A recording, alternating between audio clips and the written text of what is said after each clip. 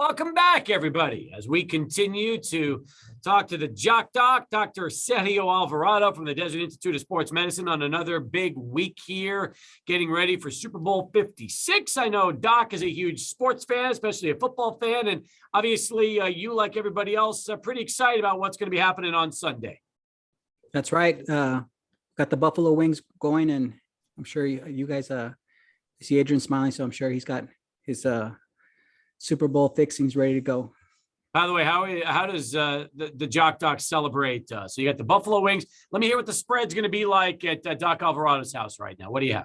Well, it's looking like an avocado dip and some tostadas, and you got the wings and probably just enjoy a beer or two, you know?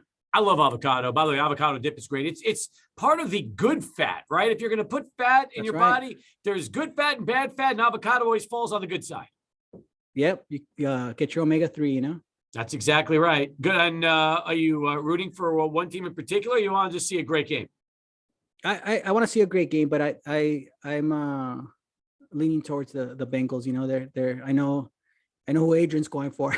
He's shaking his head, and yeah, I mean, it's going to be tough. I mean, the Rams, they're pretty solid and playing at home, you know, like what a great Super Bowl, you know.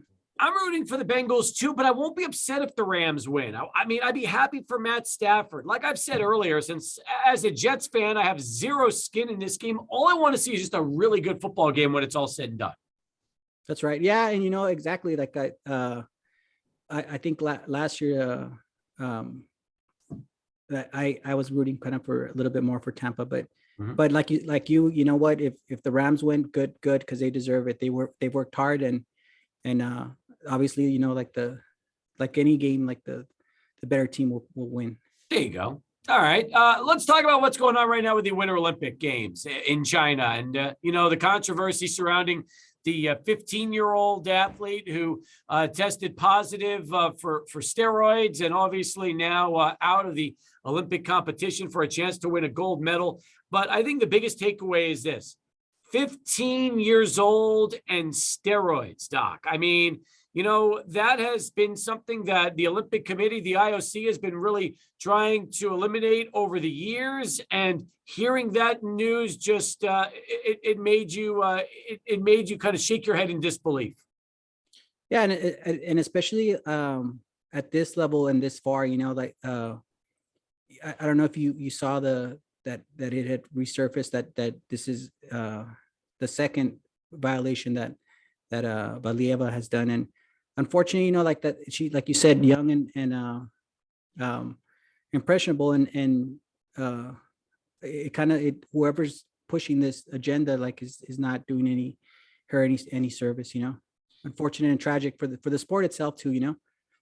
What about in terms of Olympic training? And we already know that the IOC has put together the most strict list of substances that you can and cannot take. And some sports have actually modeled their own policies on performance-enhancing drugs after the IOC from what they've done for years.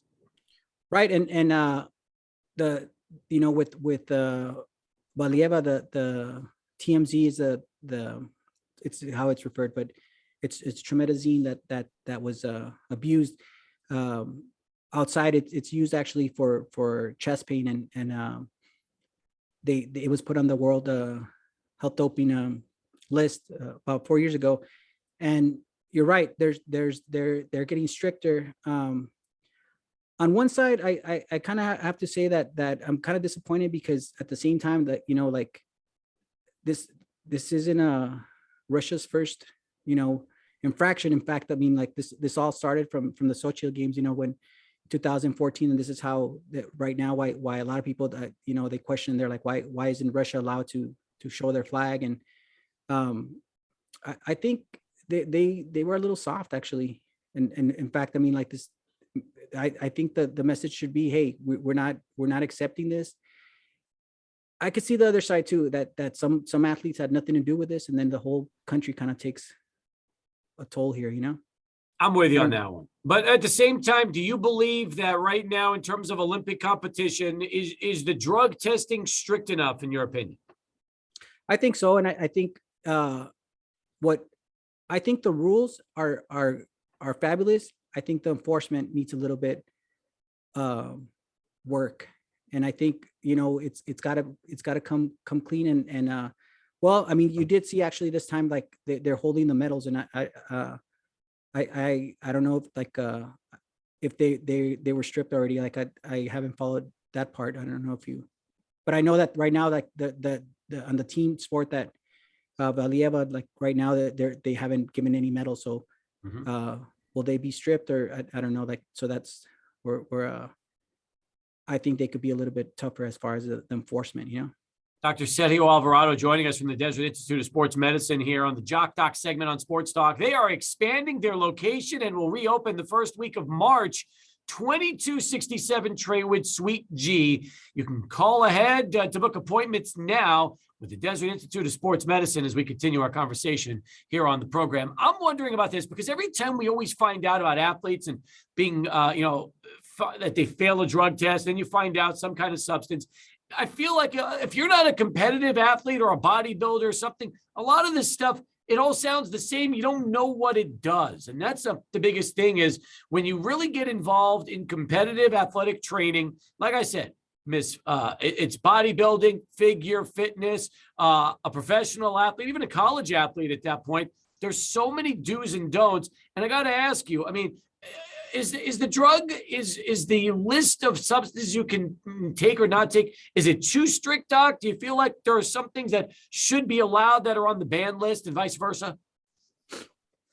I think they've done a good job because there's some that have, that are banned, but with the little asterisks to the side and say, hey, you know what, if there's a medical use for this, obviously, even with the NCAA, like when I was doing my sports medicine fellowship, something as a decongestant, like you cannot use, like in competition, and if you come out positive, if there's no doctor note attached to it, then you can be disqualified. And we're talking about decongestion, not anabolics or anything that's tough. But I think the list, they do a good job with the list. The ones that have the asterisks, and obviously the ones that really make a difference, and we're seeing down the line that are going to hurt the athlete, that they need to be strict.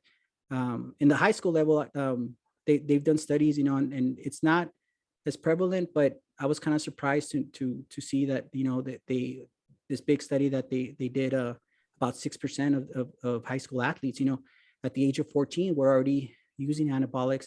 And this was for the main sports, was of course powerlifting and football. And to me that struck a chord, because I mean that's a lot. I think 6% for at 14, and we're not talking super competitive level.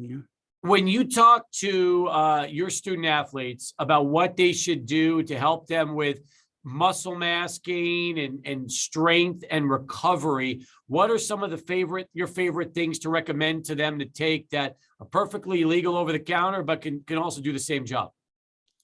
Well, I always talk about, that you got the three macronutrients. You got your protein, and you got your carbs, and you got your fats, and there's only so much that you can absorb of each one. And obviously the big one is protein, and with a lot of the diets, you can shift. What you do is you shift the percentage of how much protein, and so I tell them to concentrate more on the protein and forms of protein that are healthier. Obviously it's very dependent on the sport. So you want lean muscle mass in maybe if in football, if if your position is a corner or a receiver. And then, the lineman, it's not just about being big, like you can be big, but if you can't move, it's really like not worth the time. But one of the other things I do tell them is to stay away from the anabolics, really. Like, and I do actually have that talk with a lot of my athletes. And I just bring it up to this point. Like, I guess El Paso, it doesn't seem like is as big of a problem. I don't know, maybe maybe they might not feel comfortable talking to me about that, but I've never had an athlete really tell me, hey, you know what? I know of some athletes that through friends of friends that that know of where you can get this stuff. But for the most part, I think El Paso does well, like as far as build your strength with, especially like during the off season, for any of the sports, and then build your strength with increasing your what you're lifting as well. Do you feel sometimes as if people have too much protein in their diet, where they're so concerned about the protein that they actually have more than they need? Yeah, and that's true. So the thing is, it's based on your weight, and really, like the other thing is, just like anything that you can have too much, and if you have too much, then you can start having kidney damage. So obviously it's not, it's not a one size fits all. And so I do take that into account when I tell them, hey, you know what, you're not diabetic. So you can probably increase that protein, but this is where I would stop.